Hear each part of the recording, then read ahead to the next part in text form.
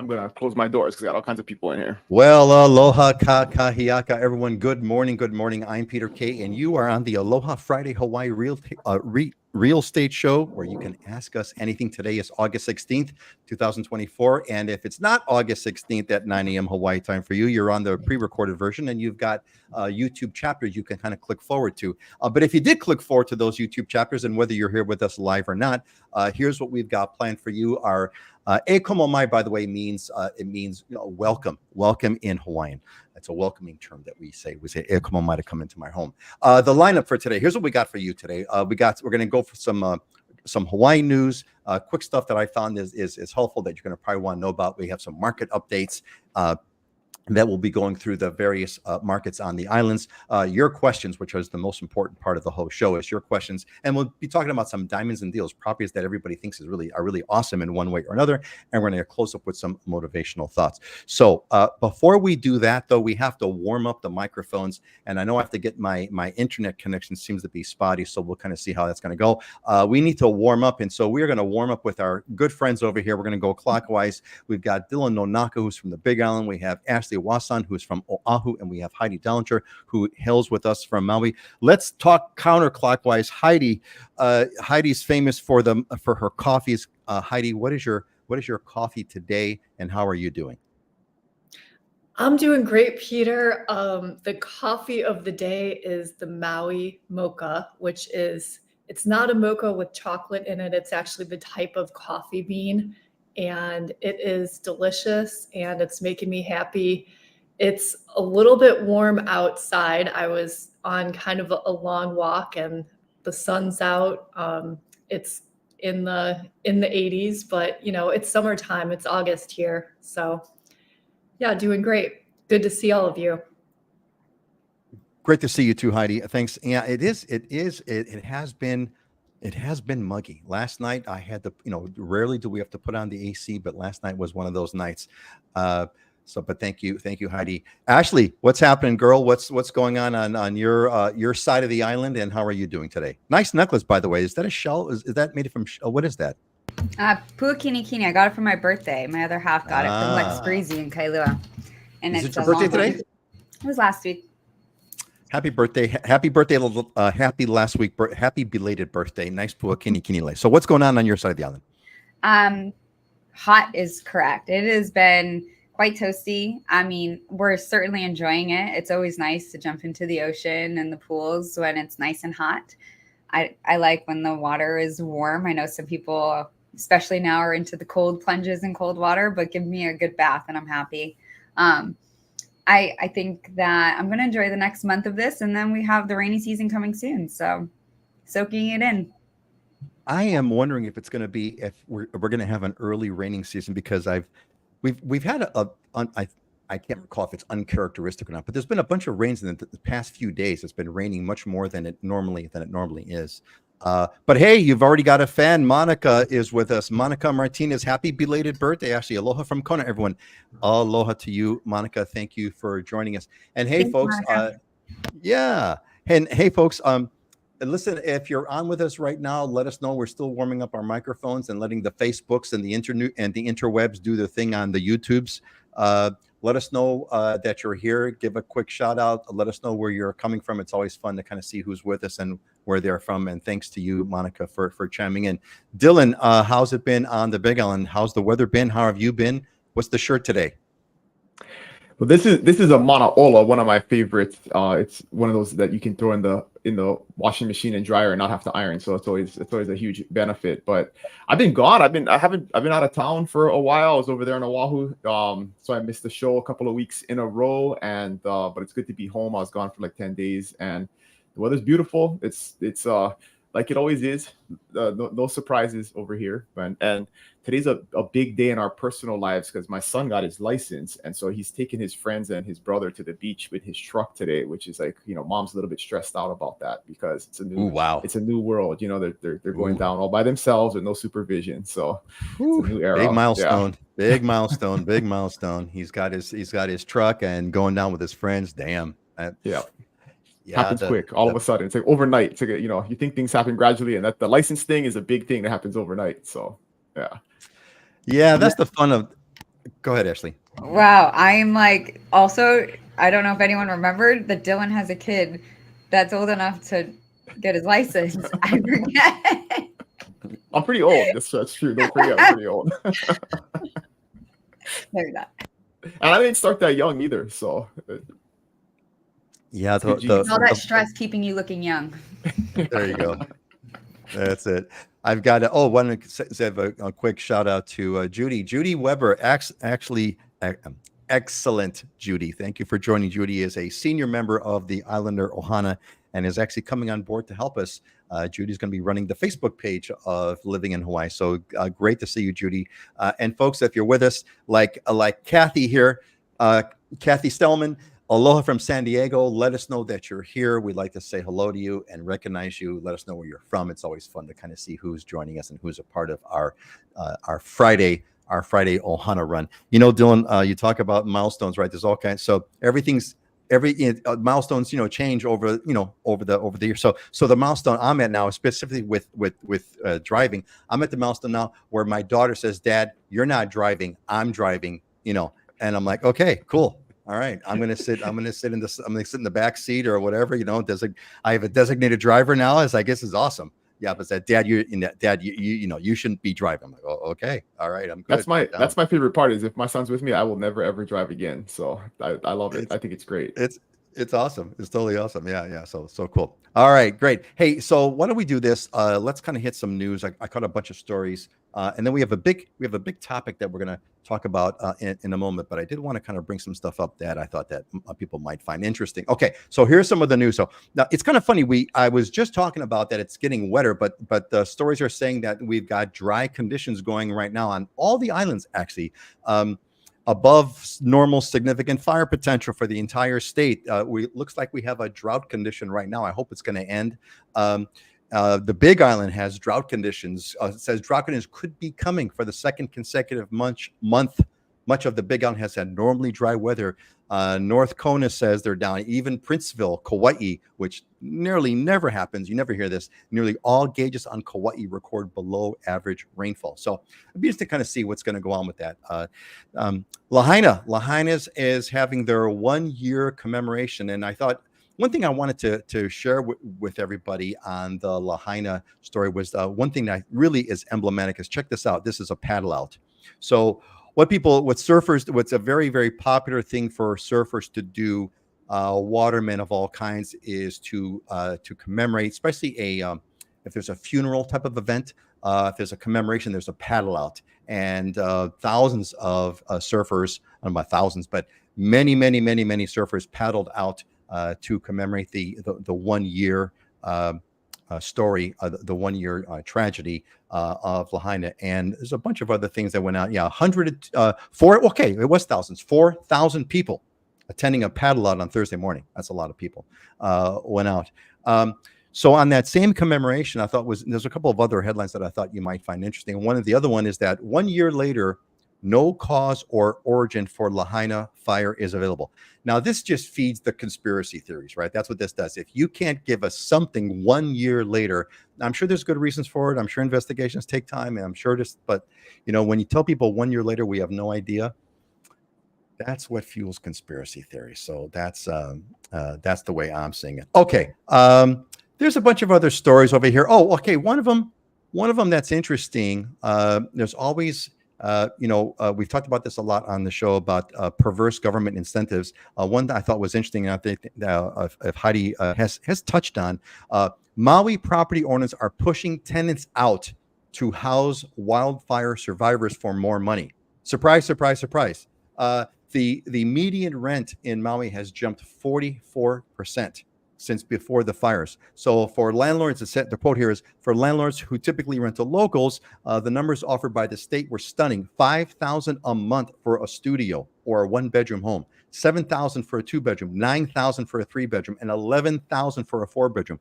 Now, people are crying that there's greed there's greed in effect. But if you're a landlord and you can get $11,000 for a 4-bedroom and you're getting whatever let's say half of that, would you kick those people out? I wouldn't kick them out, but I certainly would make sure I'd rent out to the 11,000. The Lahaina banyan tree is getting cloned. They're cloning it, so that's kind of cool. The Lahaina banyan tree, this giant tree survived Lahaina, and they are cloning it to keep it going. So that's a quick roundup of stories on the 1-year commemoration for Lahaina. We wish everyone in Lahaina well, and especially recognize those who have passed. So here's a fun one. Emergency declaration has emergency declared over Hawaii Condo Association insurance rates. I put that in almost as it's not a joke, it's real. But there's a track record of our governor making emergency proclamations that do absolutely nothing. And so my joke was, it's problem solved. All we have to do is make emergency declarations. There was an emergency declaration for cheaper housing. There was an emergency declaration to fix the economy. And now there's an emergency declaration to fix the condo insurance. I'm sure it's going to be fixed. It's a joke. Well, it's not a joke. He did declare it, but it's a joke to expect that anything's going to happen. There is some shakeups on and this is what we're going to be talking about. There is some legal shakeups, major settlements going on that will affect the real estate industry. We're going to talk more about that later. And then finally, this beach is not for sale. So here's what's been happening. So check this out. So this is a site that you would have never seen some time ago on Waikiki Beach. Never, ever. I used to go to Waikiki Beach all the time, long time ago. But you never saw this kind of stuff. And so what's going on now is that the apparently private operators are putting up these beach chairs all over Waikiki and then renting them out. And that's not cool. The state is going after these people with lawsuits. So hopefully people will recognize that the beach is not for sale. And I think that's it for today. Let's go around here. I think it's time for our market update. Let's do a market update right now. So we're going to talk about what's going on in the market. Dylan, let's go in. Let's make sure I got this right here. Let's go in clockwise format. Dylan, then Ashley, and then Heidi.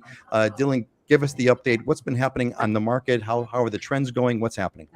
I wanted to respond to one thing in the news first, right? And that is the condo insurance thing. And this is inside baseball. And I have a lot of friends that are on the inside. And a very interesting news story. The primary election was last week, right, in our state, and the Speaker of the House lost their primary election. And when that is unprecedented, right? It never happens when the leader of a political house, a political party loses their election in the primary. That was a bomb. Yeah, and a primary issue in that election was the condo issue, because his district is right downtown. Primarily made up of condominium complexes. But an interesting thing that, again, the news doesn't really talk about. It talk about all this stuff, but there was a bill to address this that went all the way through the legislature, passed the House easily, went through all the Senate committees, and then right at the end was killed. And so the legislature had the opportunity, and it seemed like they were going to deal with this. And all of a sudden, I don't know what the reason is. I don't know if there is some political baseball on the inside and conspiracy stuff to attack the speaker, but it definitely worked because now the guy's lost his election. And so it's one of those things really important to be involved. We got an election coming up, but these things get dealt with and then they don't get dealt with. And then we have fake emergency proclamations that, make it look like we're doing something, but tangibly something could have been done and it wasn't. And this isn't a surprise. This has been an issue for over 12 months. It's not a new thing. It's not a surprise. And we missed an opportunity. So just really quick. So let me go. So I'm curious about this because I've been not following too much, but when I saw that Speaker Psyche lost his election, I thought, oh my God, this is a bombshell, right? So do you know about the nature of who would be the interested parties that would have liked to see that legislation fail, right? Because it's always an inside baseball game. When things make its way through there's always these sort of quote unquote mysterious forces that are in effect. Who would have wanted to vote that thing down?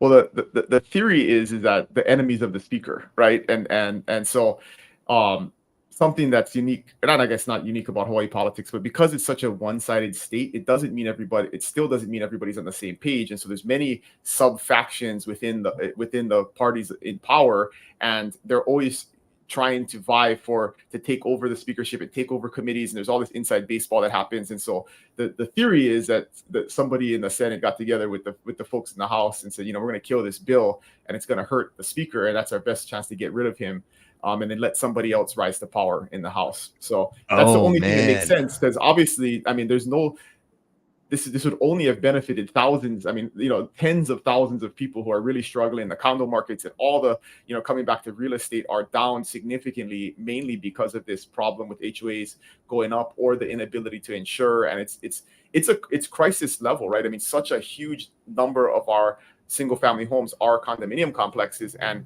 we're in effect, because of these issues, shutting down a vast majority of that market, which is going to prevent people from selling and prevent people from buying, which is going to continue to exacerbate the housing issues. So it's a huge problem. I mean, enormous, and it has to get dealt with. But the legislature. So it's like a Roman kill Julius Caesar thing, where the Senate pulls out their knives and basically knifes the speaker. Oh, that's what it kind of looked like. That's a good one. That is a palace intrigue. Hey, Dylan, before you go on with yeah. Hold on a quick sec, because I did want to say hi to Alex, who joined us. Finally made it to a recording. No, it's not a recording. It's live. You're here live. Aloha from Visalia, California. So welcome. Is it Visalia? Yeah, Visalia. Welcome, Alex. Good to see you. And hey, again, like Alex and like Marco, aloha, everyone. Please let us know where you're from. There's a bunch of you that are with us right now. Let us know where you're from. Give us a quick shout out so we can recognize you. We're talking about market updates, and Dylan was just about to start with this big island market update. What's been going on? Misty gave us a pretty bleak outlook. Well, not bleak, but it's like the numbers were down, man. And Misty was giving us the lowdown. How's it been since then, and what's going on, Dylan? Yeah, so I'll keep it short since I already took up a bunch of time. But basically, we had a little bit of a rebound last month. So we were all the way down to 334 sales in June. And then in July, it jumped up to 392, which is about average if you look at the month over month average for the entire year. So June was definitely an outlier. I mean, really, really slow month in terms of the number of sales. We're usually in that 400, kind of 450 range. So we're getting back to that. But the huge piece of news is we are currently at 2,188 listings. And I know in context, it doesn't mean anything to anybody, but the last time we had that many listings was January of 2001. It's been extremely low inventory, and slowly it's been creeping back up, and we got above 2,000 a couple months ago, but it's been a very long time since we had above 2,100 listings. But in context, that's still extremely low. Historically, pre-COVID, we had 3,500 to 4,000 listings on the market at any given time. So still extremely low, but significantly higher than what we've seen over the last 3 years. And we got all the way down to like 1,400 at one point. So it got really, really low, and it's been slowly creeping back up. But that's the big news, is that it's been a long time since we had 2,100 listings in the market. Oh, that's interesting. I wonder how if at all, that's going to affect volume and prices, etc. And the other prices are still up across the board, so prices have not been affected. But this is a real estate term, right? It's months of inventory. Is how many months of inventory. That's a way you measure whether it's a buyer or seller's market. You take the total number of listings divided by the number of sales that are happening, and then the idea is that if no more new properties came on the market, how long would it take for all the existing inventory to get sold? And it's a market measure to tell you whether you have a surplus of inventory or a shortage. And we are above 5 months or above 6 months of inventory for the first time in forever also. So technically getting into a buyer's market based on the low number of sales and the increase in inventory. So that's an interesting data point. Okay, so we may be going into a buyer's market. Before we move on, I want to say hello to Tom P, who's got a really cool shot on his profile picture, who's from Manoa. Welcome, Tom. Good to see you. I think this is the first time that you've at least commented. I'm glad that you're here with us. Let's move on. Ashley, give us the Oahu market update. What's happening? Same Oahu. We also had a small increase in sales. Single family homes increased. Condos sales declined pretty nominally, though. We're talking for single family homes, it rose from 224 sales to 269 sales from this time last year. From this time last month. And then condos declined from 422 sales to 389. So these are not large numbers or margins by any means. The median's price, though, did increase a little bit on the single family homes. We just got to 1.14 million average price point, and then condos actually increased 1.8%, which is still something for condos in the sales declining at 509,000, the average price point. Now, is that increase over the last month or the previous year? That's been since last month. Since last month. Okay. Yeah. So that's a big increase for 1 month. Yeah. I mean, we are supposed to be at our peak market right now, right? It's just the peak summer market. So the single family homes sold faster than last month, at about 15 days average. Every submarket is so wildly different, though. Please keep that in mind. Condos, those average days on market increased to 30. Again, every submarket is wildly different.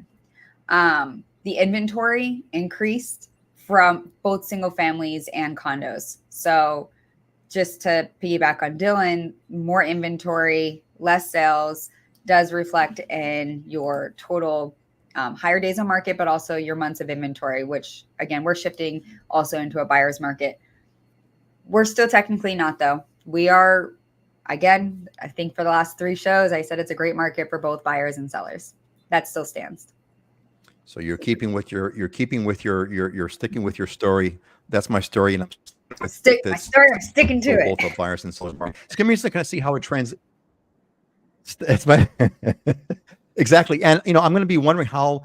Now we should see the rates start to kick in if they haven't already. I don't know what the story is on that. If the rates have made their way to actual bank. My daughter, the PhD economist, and I, one of our weekly topics is now that she's bought a home. We keep talking about the rate changes, and she's looking forward to the rate changes going out so she could refinance already. So it's kind of always a fun thing. I haven't seen. It's going to be fun to see what's going to happen. You folks have said that if and when the rates come down, which there looks like they're going to, that prices will go up. I'm sorry. I just realized I said it went up from last month. That 1.8%. That's last year, not last month. Okay, last year. Thank you for clarifying. Great. All right, Heidi, what's happening? What's Maui's market looking like? I'm curious what's been happening. Anything worth noting, and how do you see it? Yeah, July 2024 was a little bit slower month than in the past. In July, we had 56 homes sell, 64 condos sell, which is under what sold the previous month.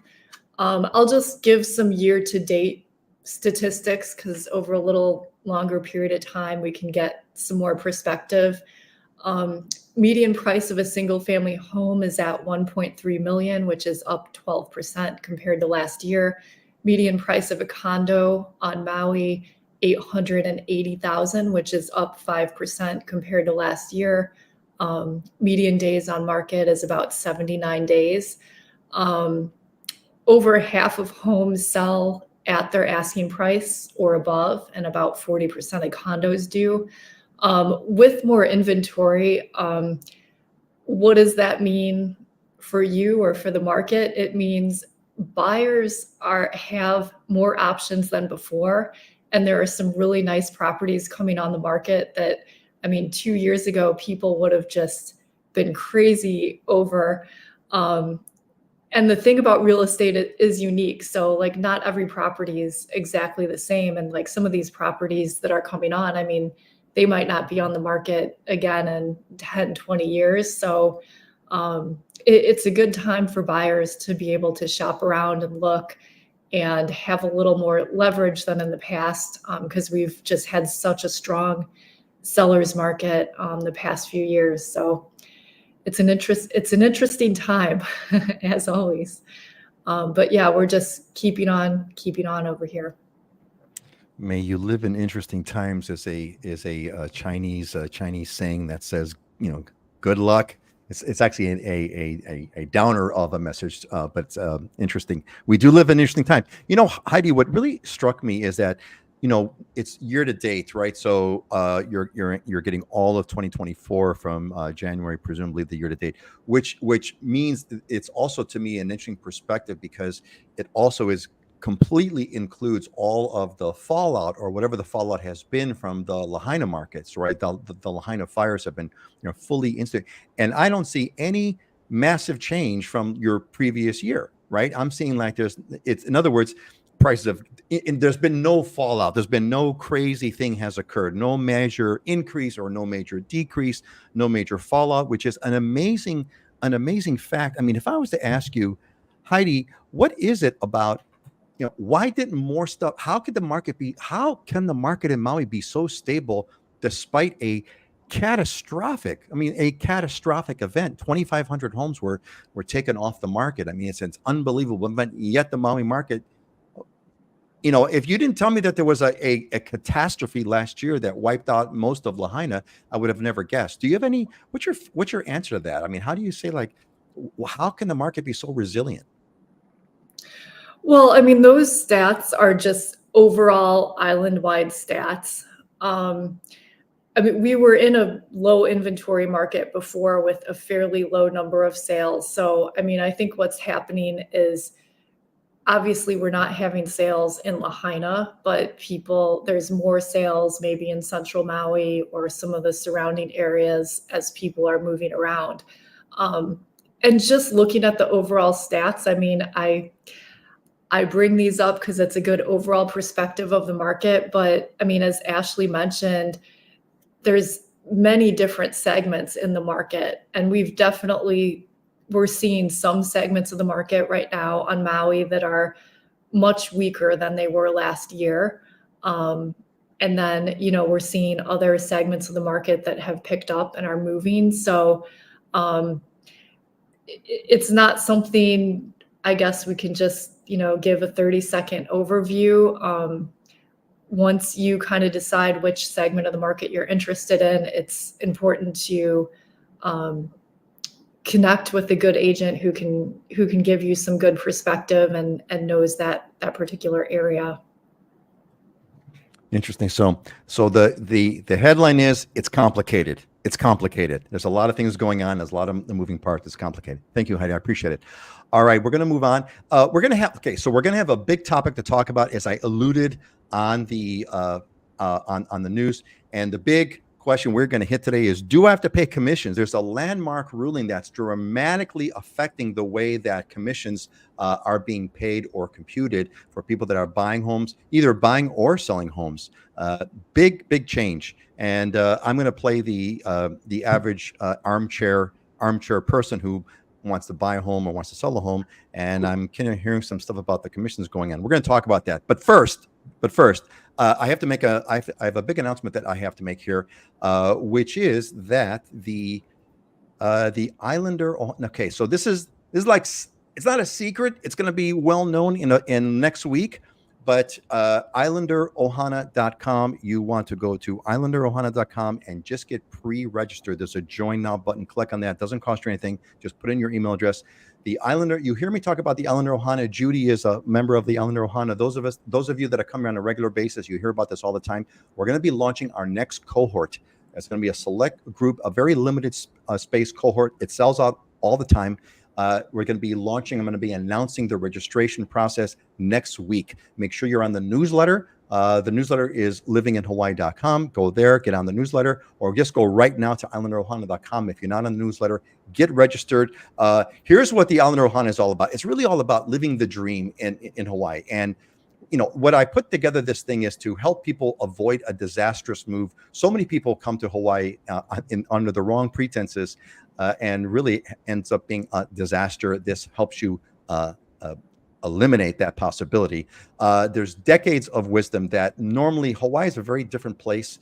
Hawaii is not an easy place to know. It takes decades to figure things out over here. What the Islander Ohana does with its series of courses that you can't get anywhere else is to learn to live a great life in Hawaii, learn decades of wisdom. What took me 40 years, you're going to learn in a few weeks.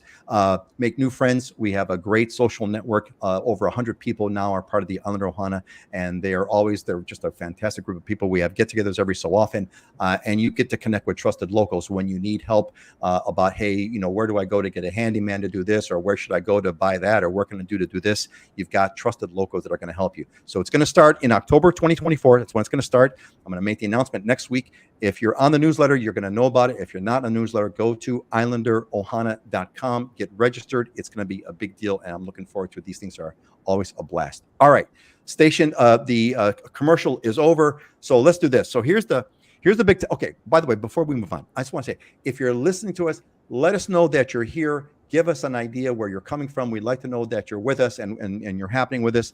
Judy, thank you, Judy. God bless you. Judy says, I learned so much from the Aloha cohort. There is so much to hear that I went through the cohort several times while waiting until I could make the move to the Big On. Everybody, that is not a canned message. That's Judy's coming from the heart. Judy has been amazing. Thank you, Judy. Love you. Judy has been amazing. I'd say definitely a pillar of the Aloha. She's been there from the very beginning. It's been going on for years now. She comes to all of the get-togethers because once you join, you can come to any future cohort meeting. Judy is always there. She's always shown up. And not just that, but Judy has demonstrated how to do it right. And she is living the dream. They just moved to Kona a couple months ago, and she is living the dream. Thank you, Judy. That's a great testimonial. So, folks, if you're here with us, let us know where you're here. We'd like to know who's with us. And we are going to try to take a big topic over here. So here's the big topic, right? The big topic is, do I have to pay commissions? That's the question from me, the armchair consumer, because I'm not a realtor. I don't buy or sell. I mean, I bought and sold real estate, but my own real estate, not as an agent. And there was I mentioned in the news, there was this landmark ruling about the whole nature of the structure of commissions are paying.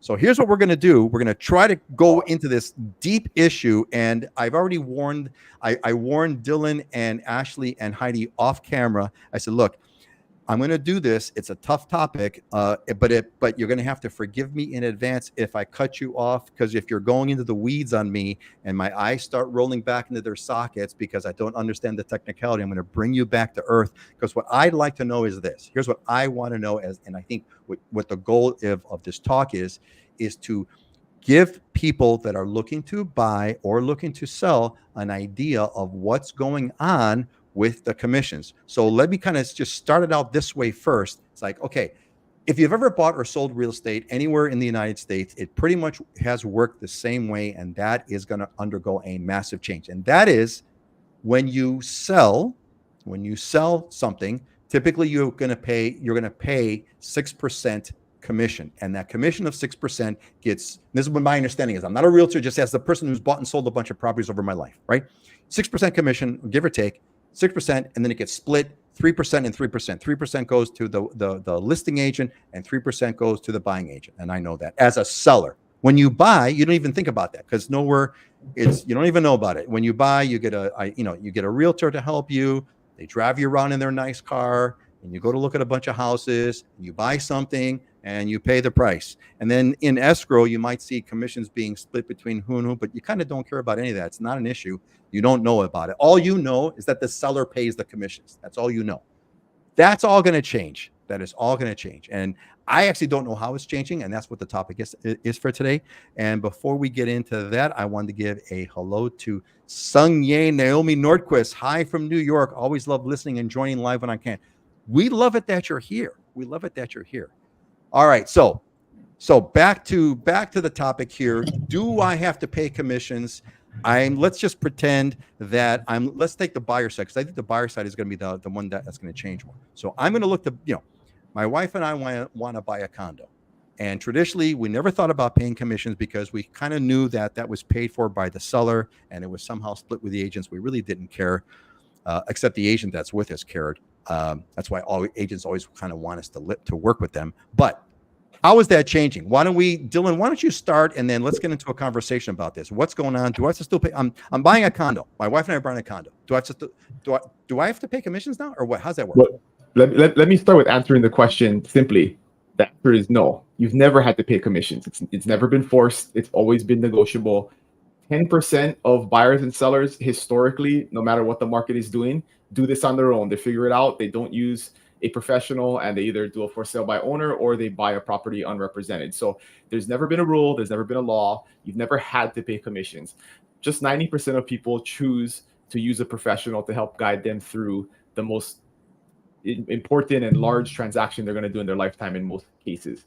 And so I'm going to boil down kind of as simply as I can what this, and it wasn't a ruling necessarily, it was a settlement. So the real estate industry, right, the National Association of Realtors got sued by a class action of sellers, saying that there was collusion amongst the industry and that we were forcing them to pay buyer agent commissions without their knowledge or without their consent. And anybody who's ever signed the listing contract knows that, it's clearly laid out in the listing contract, but irregardless, that was the claim. It went to So trial. my wife and I, so my wife and I are going to go buy a condo now. Yep. And so what's going to change? So before we would just kind of like find any agent who would come around to us, or one that we found, or one that we liked, or my mother's brother's father's sister's cousin would help us find a house or whatever. Yep. How is that going to change now? So what's going to change is there's two things that happen because of this settlement. The first thing is a buyer must have a written agreement with a real estate brokerage prior to seeing homes. And so that's the first one, is that was never required before. And that's why you could go to kind of whoever you wanted, work with 3 agents, kind of do whatever. And you didn't really think about it, right? So now you have to sign an agreement before you go see a home.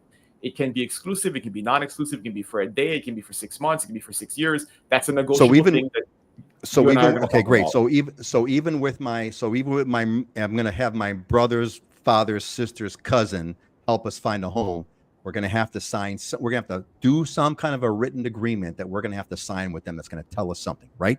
Yes. And the written agreement lays out what my fiduciary duty is to you as your representative, and then it lays out what my compensation will be if you end up purchasing a home during the term of the agreement. Okay, so the big difference is that from what we did before. Well, you know what? First, I want to say hi. I'm going to ADD here. Sorry, gang. I'm going to say hi to Pam Musa, who came in from Colorado. Frost, we're going to any word on the hosted Airbnb rental laws? We're going to cover that if we've got time. I'm going to cover that question, but if not, I'll make a note of that and we'll cover that and reach out to me. I got actually my YouTube channel has an update on this right now. So. Perfect.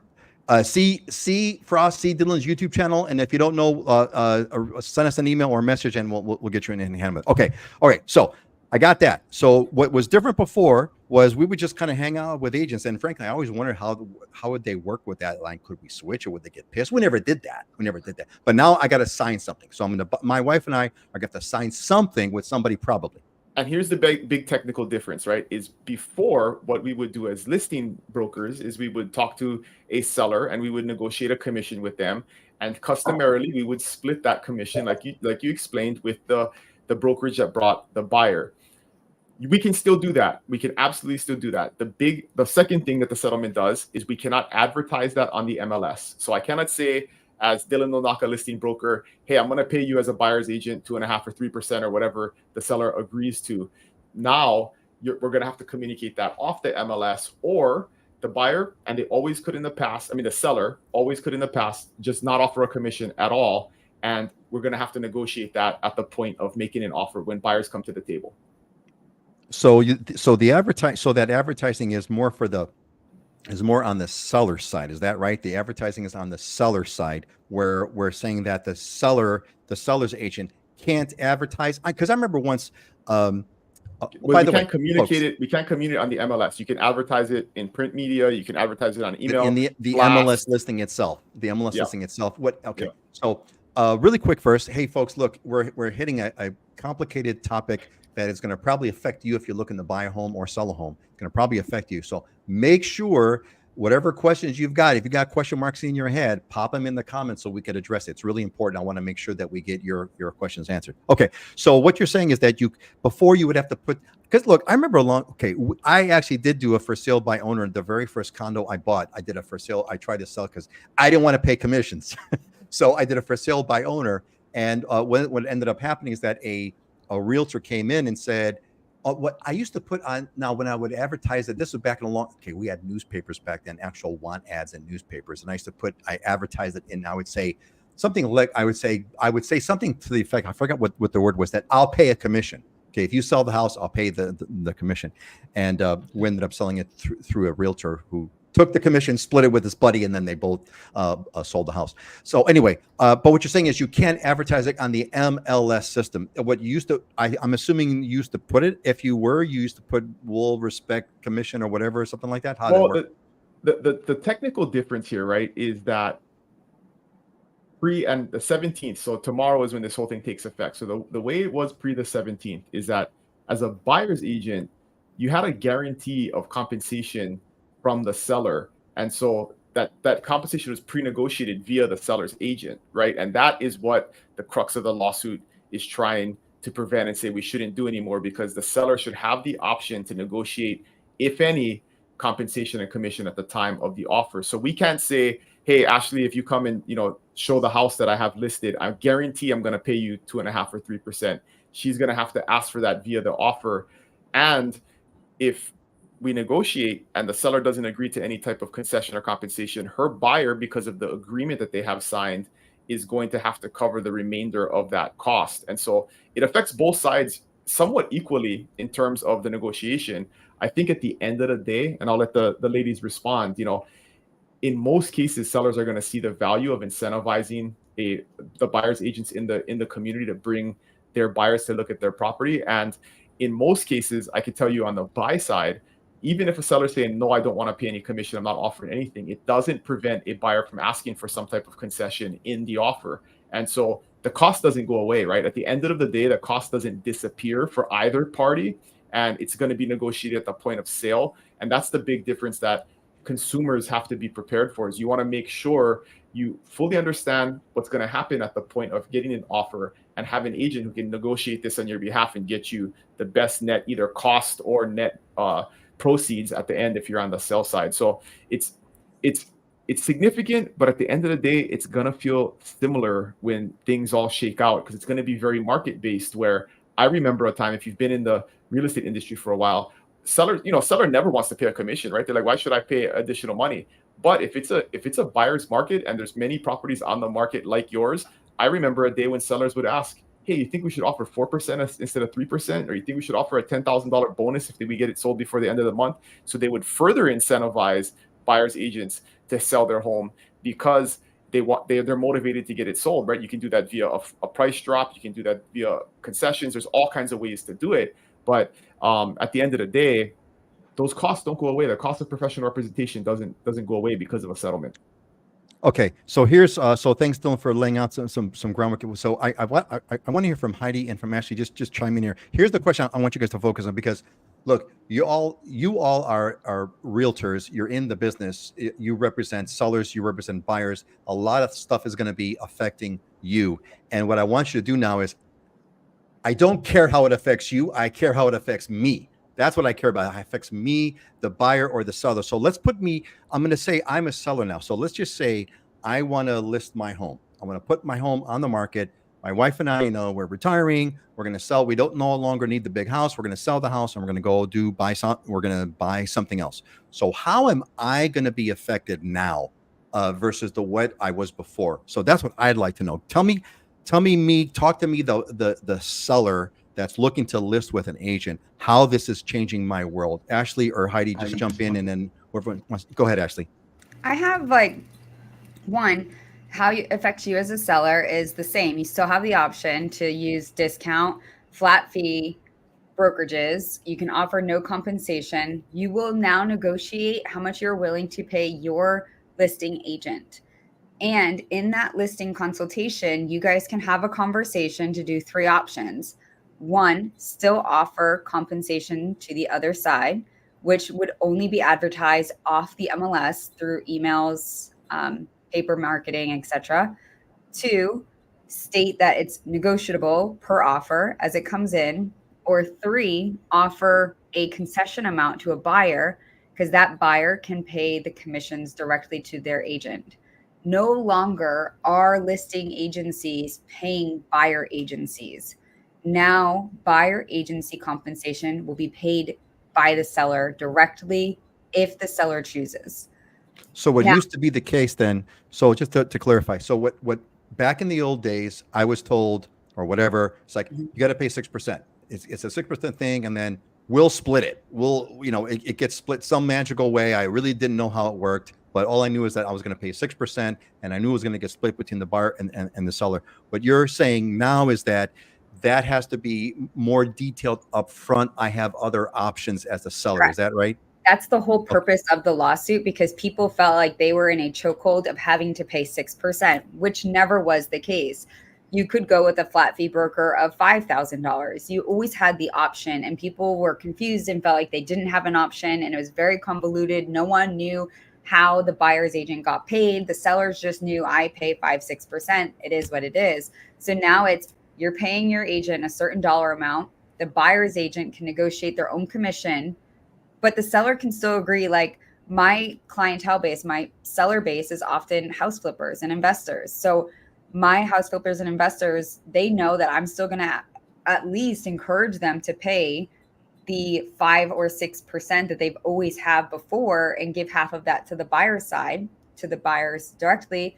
That way, when people know to contact me, my sellers often pay commissions, because it's always been an incentive to sell your property and sell your asset. If an agent calls and says, hey, is your seller offering any commission?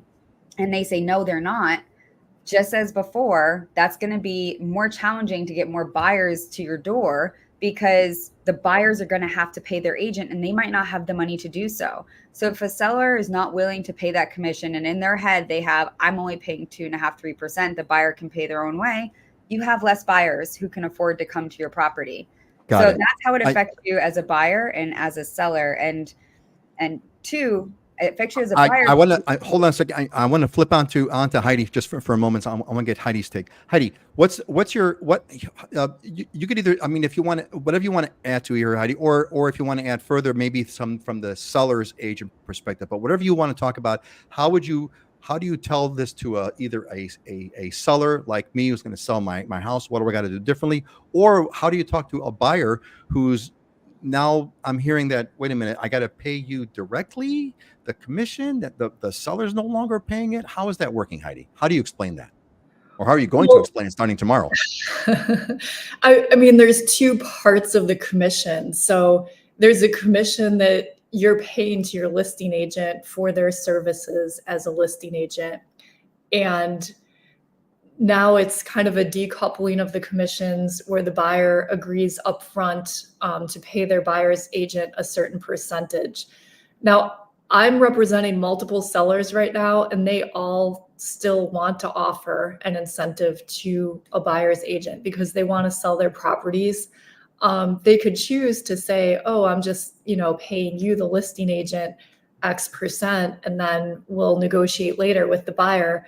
Now, all our standard form purchase contracts and listing agreements changed. On the new standard form purchase contract, it clearly states what commission is going to the buyer's agent, like right on that first page under the price. So if a seller is not wanting to offer any commission, chances are when they get an offer, it's going to be asked for anyway, and it's somehow going to be negotiated into the price. The buyers are always paying the commission anyway because the property doesn't sell if the buyer is not willing to pay a certain price. So it's in there.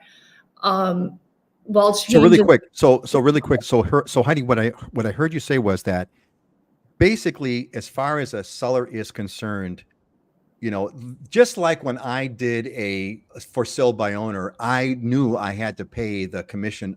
I wanted agents to know. Well, you don't have to, but you don't have to. A lot of people choose to, because if you want to be competitive, that's what people will choose to do. And that's what I did. But so in other words, what I was trying to get a really quick to confirm with you, Heidi, was that basically from one perspective, like you just said, it's on the contract now. I, the seller, am going to have the option or whatever, but typically I'm going to agree or not agree, I suppose. But it's explicitly in the contract that I'm going to choose to pay as the seller. I'm going to give the seller's agent X percent and my buyer, my seller's agent X percent and the buyer's agent X percent. Is that right? I'm kind of laying it out in advance. The purchase contract just has the commission going to the buyer's agent. And that's purchase on contract, the first page right under the price. And what up? So, okay, I got a little bit confused. So the listing contract spells out the agreement between the listing broker and the seller, and so that there's already an agreement on what the listing broker is going to get paid. What Heidi's referring to is what the buyer's agent is going to get paid is going to be worked out in the purchase contract. Okay, so as a buyer, Heidi, does that mean I'm going to pay I'm going to buy the house for X and then pay the agent an additional 3%? Is that what's changing now? Well, if the seller doesn't agree to give you a concession to pay your agent or pay your agent, then Concession. you would potentially be paying that, which it just all goes into the total price of buying the property, whatever that is. Okay, so if So the if age, the so total I price got is it. too much, So it's too much. you sign a buyer's representation agreement with your agent before looking at a property or submitting an offer. You agree to pay your agent X dollars, 2.5%, 3%, whatever it might be. You then submit offers on properties. Now on that purchase contract, you ask the seller for 2.5 or 3% to pay your agent. If the seller agrees to that, it's a wash. The buyer's agent contract is satisfied by the seller paying that. If the seller comes back and says, I'll pay 1% of that, and your buyer's representation agreement says 3%, the buyer has to pay 2% to bridge the gap. Okay, guys. So basically, what's changing here is that the seller has to. I'm going to essentially, so that the buyer, like, I'm not going to pay you an extra 3% on top of the $1 million house I'm buying. And then your answer is, yeah, don't worry about it, because we're going to get the seller to agree to a concession, right? And if the seller doesn't give a concession, then I could decide, okay, this house is now too expensive, right? This house is whatever, $30,000 more expensive than I thought it was. It's no longer worth it. I'm going to Hence why pass. your But buyer pool might be smaller for the seller, because now if the seller is not willing to give that concession, hence the buyer pool might be smaller because less buyers can afford right, the property. less buyers. So right. to answer your big question is, how does it affect you as a buyer too? When you're going to work with your great grandcousins, uncle, whatever, you're going to be more picky. You're no longer just going to work with the great cousin second removed as your agent. You're going to interview your agents like sellers interviewed agents, because you're going to have to pay now. And so that's going to be much more valuable to you. Know what you're getting in return. So thank you. I want to close it out. So Heidi, what do you say to people like the buyer, like me, posing as a buyer now, when I'm saying, hey, wait a minute. So Heidi, you're telling me that I'm gonna have to pay. So if you're listing with me, right? Or I've met you through the Islander Ohana. By the way, Kathy, really quick. Kathy Stem says, how do I join? Kathy, go to islanderohana.com, click on the join button, put in your email address. That's all you got to do. And you're all set. It's not going to cost you anything right now. It's going to, there'll be a registration call later. Just go there, put in your email address, and you'll be good. So Heidi, so I'm going to buy, and I pop in and I go, hey, Heidi, this contract says I got to pay you 3%. So if I go to buy a house, $1 million house, that's $30,000. I got to pay an extra 30 grand. How's that going to work, Heidi? And your answer is? Well, I mean, the first step is we would talk, get to know each other, see if it's a good fit. I would tell you a little bit about my specific experience, the service that I provide as a buyer's agent. And if that sounds good to you and you want to hire me to work for you, we sign a buyer's agreement. When you do find a home, we would ask for the seller to, pay that commission as part of the negotiation. So that's how it would work. I mean, I think ultimately it's going to be changed, but it's going to lead to more professionalism in our industry. I mean, you can't just start working with an attorney or a contractor and they just start doing work for free, and then somehow get paid later. I mean, this is just, it's just formalizing the process and making it really clear up front. So yeah, Okay, I mean, it's all new territory for us. But I mean, another point I want to bring up is working with a good buyer's agent could actually save you way more than 3% or 4% or 5% on a home, because the knowledge and experience that a good buyer's agent brings, and their negotiating skills and their ability to help you get a property you want, I mean, it can save you so much money, or even give you advice that's maybe, don't buy this property because of this. I mean, they're saving you time, they're saving you money. It is a professional service, and it's a choice to hire a real estate agent. I mean, nobody has to hire a real estate agent. And then, I think some of these changes just make that more clear. Okay, so that's you overpay like $300,000 for a property and you're saving on commission. I mean, what are you really saving? So you're potentially saving 3%, but it's a short-term saving. So this goes. So it's an excellent point there, and that Ashley had brought up as well, that you're reinforcing, which is this is not going to be the big change that I'm seeing kind of happening. Is it ain't going to be where I'm just going to hire my brother's mother's father's sister's cousin just because I want to give him the commission. And he'll do like a whatever kind of a job, a family special. We all know what family specials are all like. They all suck.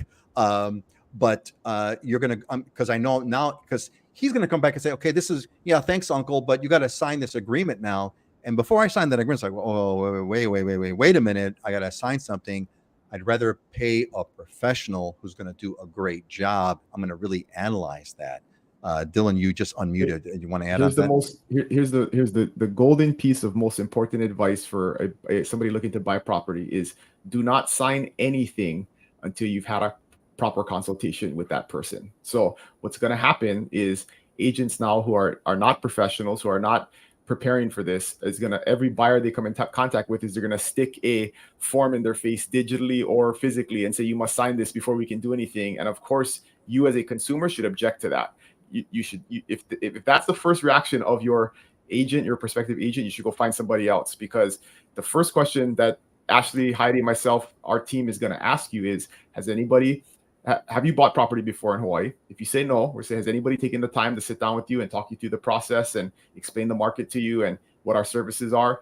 In most cases, you're going to say no. And we're going to say, well, can we schedule a 30-minute meeting via Zoom or at the coffee shop down the street and do that? And then I'm going to talk about what professional representation looks like and what that costs. And then we're going to have that conversation and we're going to lay that all out to you and make sure you feel very comfortable before you commit to anything. But do not sign anything until you've had a proper consultation. Yeah, so that's right. See, and that's what was so cool about what Heidi did. See, Heidi, the first thing Heidi said was, well, the first thing I'm going to do is going to have a meeting with you to get to know you better, to see if we have a good fit. And that was like, boom, that's what you get for a professional. And here's good perspective, right, from the consumer standpoint. And we just got to look at it from different points of view. In the past, as a buyer's agent, you would just get a random call from somebody off your sign or off of Zillow or whatever. And they say, can you show me a house this afternoon? And we would drop everything and we'd go show them a house that afternoon, right? It was a crazy way of doing business. You had no idea if that person was equipped or had the knowledge to actually help you that process. On the listing side, you would never do that, right? If you're going to list your home, you're going to call 1, 2, 3, or 4 agents and have a consultation. You're going to interview them. They're going to tell you what their process is, what kind of marketing they do, their value proposition, and then you'll choose based upon that. You would never call an agent and say, can you put my house on the market this afternoon? You would never do that as a seller, right? And now you just got to think about yourself in those shoes. And as a buyer, you should, there's a process. You should never just say, hey, can you show me a house this afternoon? You want to have a proper consultation before you do that. Yeah, you know what? We have to move on. I didn't realize the time has escaped us. I want to say a quick shout out first to Alex, who joined us again. Alex is another member of the Island Ohana. Aloha, happy Friday, Alex. Welcome back, buddy. And by the way, I want to give a thanks to everybody who responded with islanderohana.com to Kathy's question. Thanks, Dylan, and everyone else who answered that. Holly says, I used a family friend to sell a house on the mainland. The house sold fast, but I definitely feel I didn't get the greatest treatment. You get what you pay for. That's why we never do deals with family. We love family. We love our family, but we never do deals. We never do business deal with family because it just messes everything up. All right. Look, is there any headline that we missed that you guys want to cover? We're almost out of time already, and we have to jump and show your properties. Does anybody want to add anything before we move on to what we talked about? That was plenty. All right. Reach out if you guys have any questions. Yeah, reach out if you have any questions. Okay, let's get to some diamonds and deals. We're gonna be a shortened show over here. Let's do the diamonds and deals quickly. We may just kind of skip the motivational thoughts if we have to. Let's see. Oh wow, Makawao Maui. Heidi, this is yours. What is this? So this is a sweet little house up in Makawao, and it has this great backyard area with a pizza oven. And it has a nice deck. It's a 3-bedroom home. It was built in 1978, remodeled in 2022. And it's listed at 116, which is below the median price for a home on Maui right now. That is, I really, you know what I like about that, Heidi? I'm looking at that picture on the lower left that's got the outdoor deck with the oven and the pizza, with the barbecue and the pizza oven. Looks like it's a crazy view, actually. It's almost like as if it's built into the side of the mountain there. It's not, I don't think, but it looks that way, of a great mountain view kind of back there in that corner. Yeah, it has a little bit of an ocean view as well. And nice. lots of fruit trees, very meticulously maintained garden, custom rock walls built around the property. So it's a fairly small home, but just really nicely done. And this is upcountry Maui. That is a really, really, like a really, really cute home. Really cute. Alex likes it. He loves the kitchen. Thanks, Alex. I love the kitchen too. It's cool. Awesome. Great. Let's see. Hawaii Kai. What do we got here, Ashley? This is a new townhouse that just came on market a couple weeks ago in Hawaii Kai. 4-bedroom, 3-bathroom. It's a large home. It's 1,914 square feet for $1.38 million. It is not technically right on the front of the marina. Like your lanai is private and tucked away, but you just walk right around the corner and you have access so you can put your kayak or small boat out there. Really sizable unit, which is what I like most. And it's around the corner from our office. There you go, right around the corner from the office. So, big size there, 4-bedroom, 3-bath. That is a fairly well-sized townhome. And you said that one of the rare, you do have sort of indirect water access, right? You can, like you said, you could put your kayak. There's some sort of a place to park your kayak or park your boat. That's kind of cool. Yeah, it's right around the corner. You literally turn around to behind it, and you can access the water right from there. Maintenance fees are $1,025. Includes cable, TV, internet, sewer, water, trash, exterior maintenance.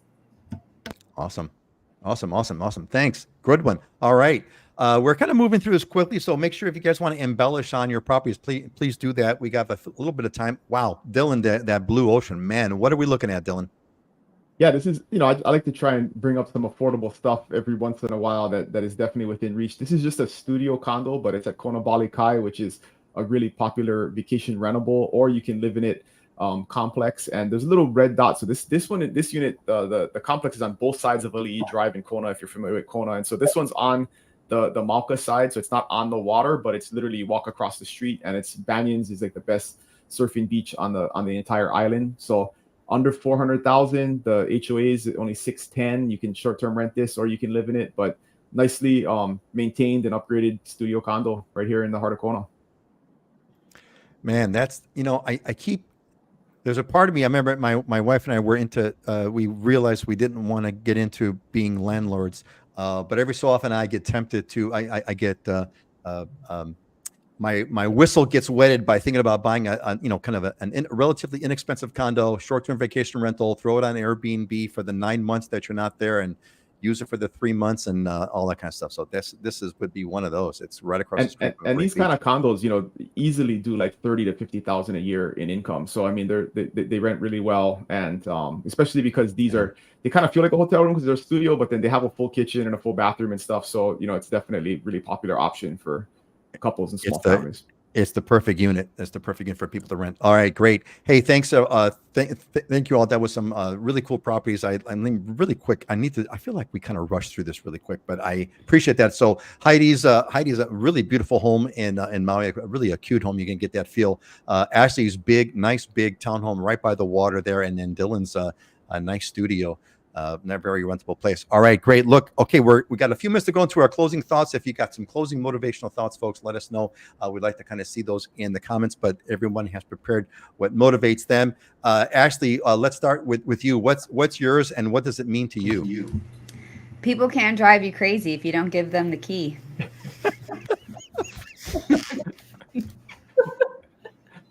That's a good one, man. Like buyer's agents or seller's agents, that kind of stuff, or crazy, or your mother's brother's father's sister's cousin. Don't give your mother's brother's father's sister's cousin the key. Thanks, Ashley. Anything you want to add on to that besides that? It speaks for itself. It speaks for itself. Is there anything you want to add to that, Ashley? I just needed that today. I'm writing it on my bathroom mirror. Put it on your bathroom mirror. Sounds good to me. Put it on the bathroom mirror. Heidi, what's yours? You have power over your mind, not future events. Realize this and you will find strength. So this is not a quote by me. This is, I think, by Marcus Aurelius, a great Stoic philosopher. And it's just it's just a reminder that we can't control the future. I mean, there's so much change happening right now in the real estate industry, and then also on Maui in general. But what we do have control over is our mind, our attitude, our outlook, and how we meet each day and each challenge. So it's just, this quote gives me strength and encouragement. Well said, Heidi. Well said. Yeah, the only thing, we forget about we forget about the illusion, but the truth is, as you state here, the only thing you do have control over is you. That's all you have control over is you, i.e., your mind. That is the only thing you have control over. Well stated. Alex Martin popped in. Food and music bring people together if you have the means. Feed someone who does not have the means to. There are a lot of hurting people. God bless all of you. Thank you, Alex. That is a very, very wonderful thing to add in, and I really appreciate that. I really, really appreciate you sharing that, Alex. Thank you. All right, Dylan, let's move on with yours. What is it, and how is it important to you? I saw that this weekend. I just love it. Don't let your learning lead to knowledge. Let your learning lead to action. And so many of us, we go to classes and seminars and read books, and then we don't actually take action on any of the things that we learned. So just keep that in mind. Doesn't matter how much knowledge you have if you don't take any action. Action, indeed. Well said. How much education do you stuff in and not do anything with? Turn it into action. All right. Thank you. Excellent. All right. I'm going to close this one up with, of course, my tradition here, which is Proverbs. He who pursues righteousness and kindness will find life and honor. So, Alex, that's to your point. Righteousness and kindness will find life and honor. It's somewhat of a self-evident thing, but it was true 3,500 years ago, and it still is true today. All right, folks, great show today. I hope you guys got a good understanding. At least I think I feel a lot better about what this is. On one sense, on the commission side, on one sense, things aren't really going to change because you're still going to pay. I still going to pay. If I'm going to sell, I'm still going to pay the 6% because my home's not going to sell otherwise. If I'm buying, I know I'm not going to buy a home, or I'm going to negotiate with the seller. But it is going to mean I'm going to definitely not hire my brother's father's sister's cousin to help me buy a home, because now it's a professional thing and I want a pro, because I know I'm paying for it. And I'm going to want that pro, like a pro like Heidi, or a pro like Ashley, or a pro like you, Dylan, as opposed to just someone who's doing it for nothing, as a hobby. So that was really helpful. So hope you all got that. Hope you all enjoyed it. Hope it was insightful. We're going to see you in 2 weeks. Don't forget, islanderohana.com. Get registered. We're going to announce the cohort next week, and it's going to sell out quick. Otherwise, we're going to see you folks in 2 weeks. Let's go counterclockwise. Heidi, then Ashley, then Dylan. Say goodbye. Aloha, everybody. Happy Friday. Aloha. Well, everybody, have an awesome weekend. All right, folks, have a great one. Thanks for all for being here. See you in 2 weeks. Aloha.